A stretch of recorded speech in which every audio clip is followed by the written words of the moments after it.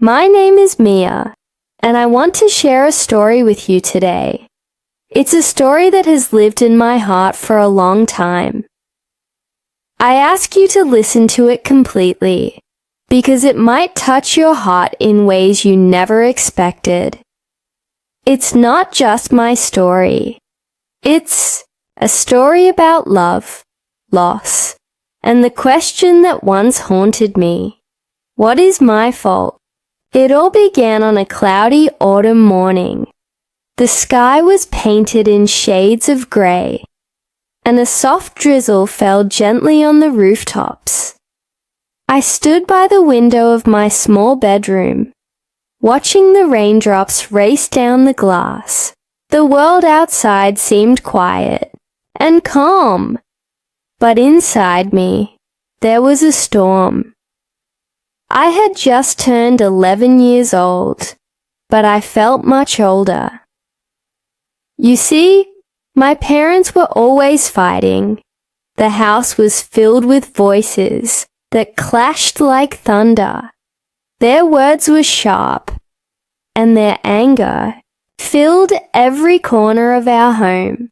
I often hid in my room, hugging my old stuffed rabbit, trying to block out the sound.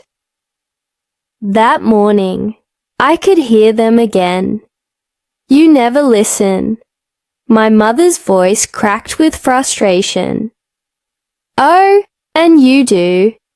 You always blame me, my father shouted back.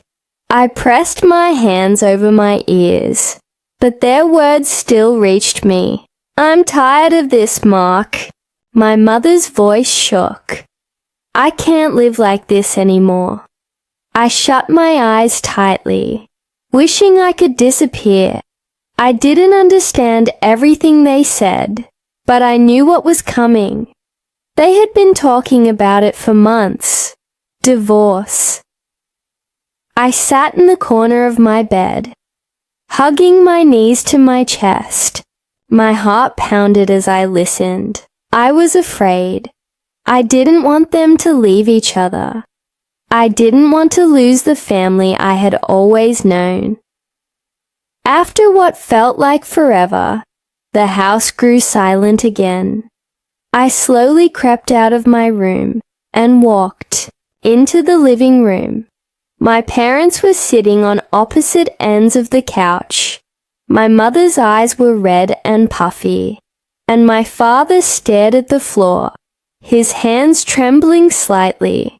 I stood there quietly, my small hands clinging to the edge of my shirt. Mom, I whispered.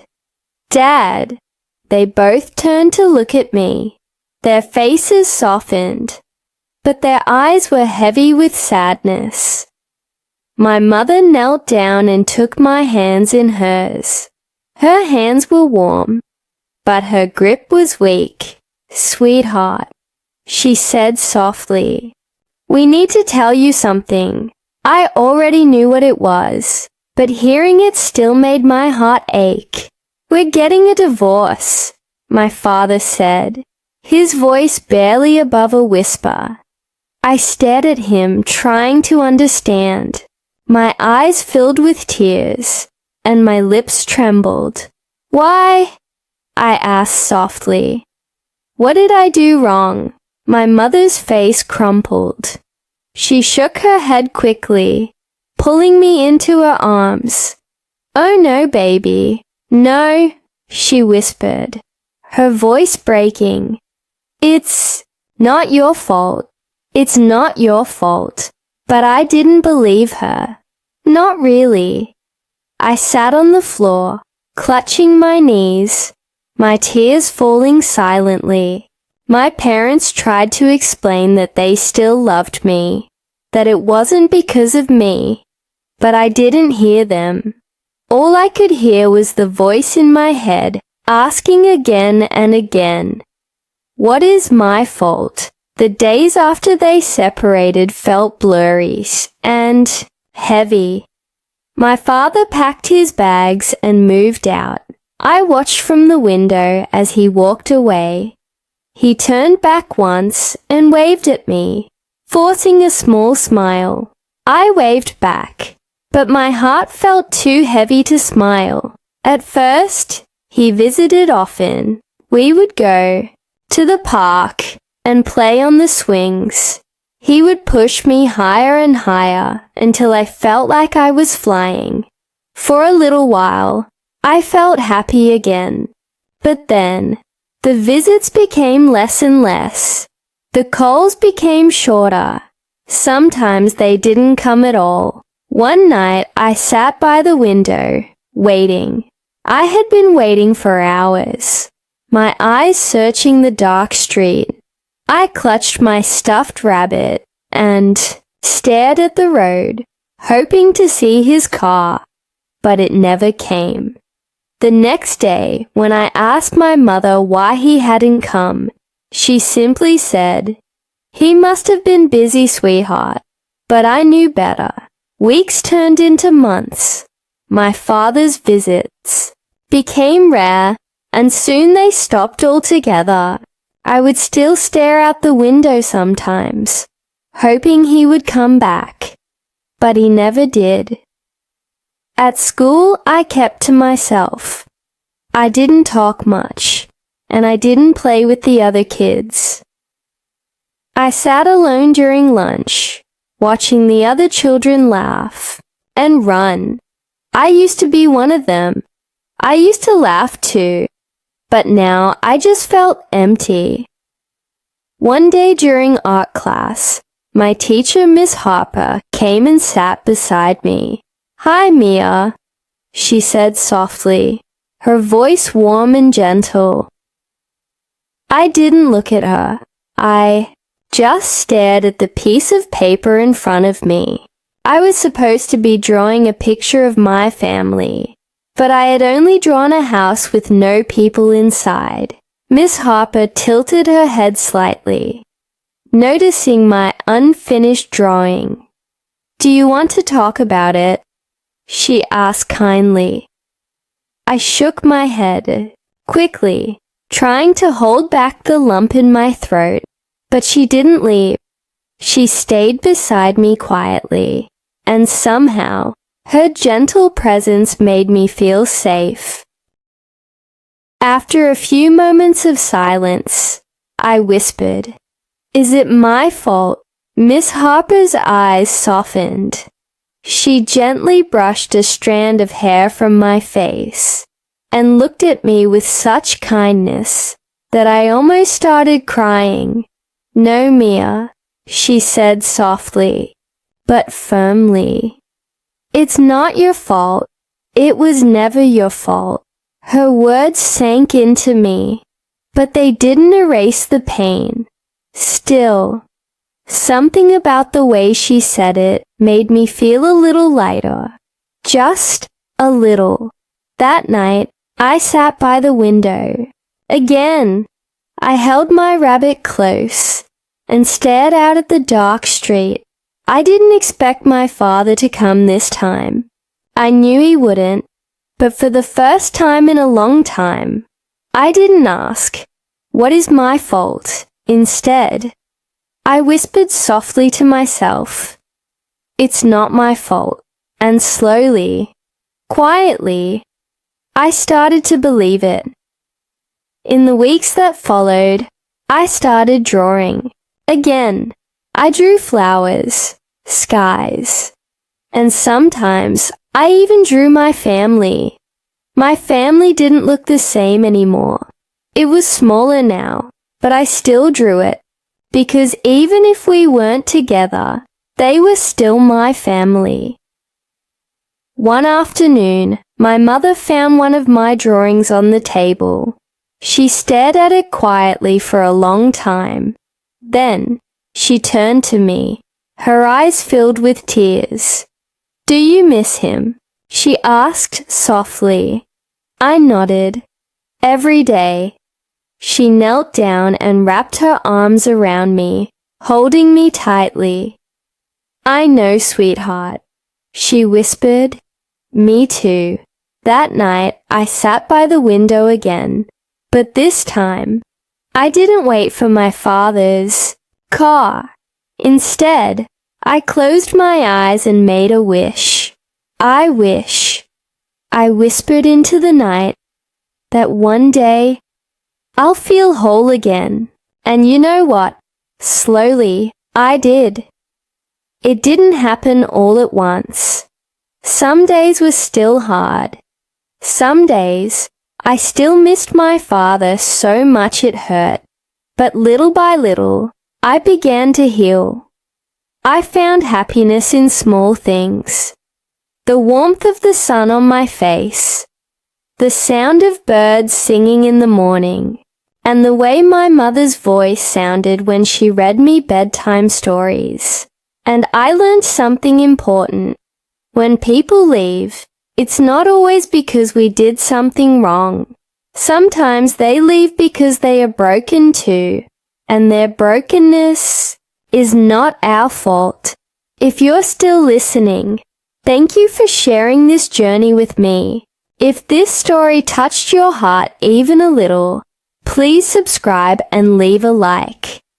It means so much and helps me share more beautiful and meaningful stories with you. And remember, sometimes people leave, but that doesn't mean we're unworthy of love. It just means that their hearts needed something we couldn't give. And that is not our fault. As the seasons changed, so did I. Grief, once heavy and sharp, slowly softened into something gentle. It became a quiet ache, like a song you once loved, playing softly in the distance. A song that makes you smile with a bittersweet warmth.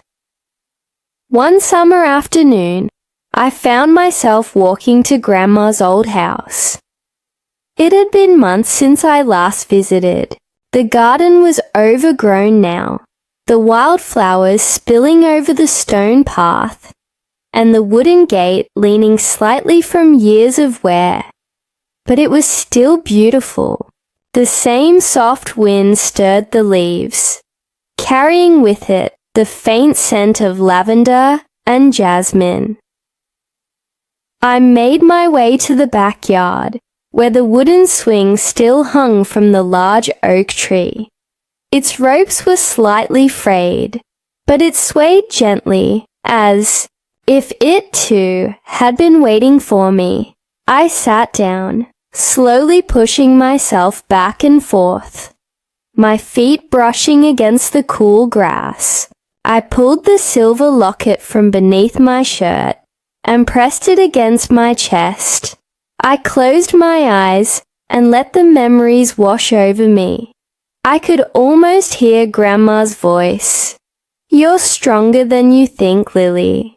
Her words echoed softly in my heart, giving me comfort.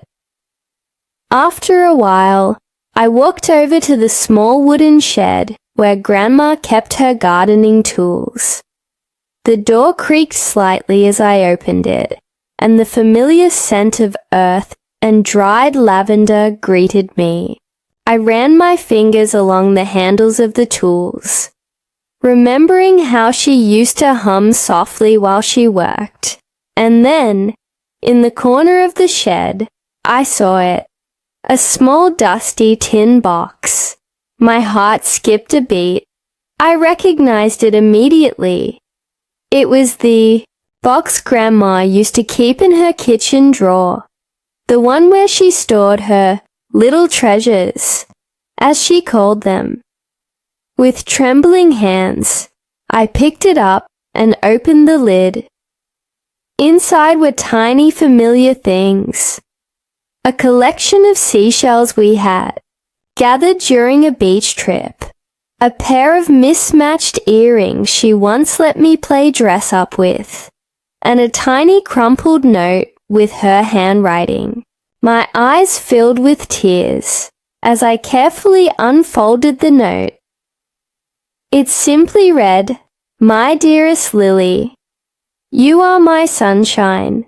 Whenever you feel lost, remember that my love is always with you. Just close your eyes, and you'll find me in the gentle wind, in the warmth of the sun, and in the melody of your heart. I love you forever, Grandma. I pressed the note against my chest and let the tears fall. They weren't heavy tears of sadness.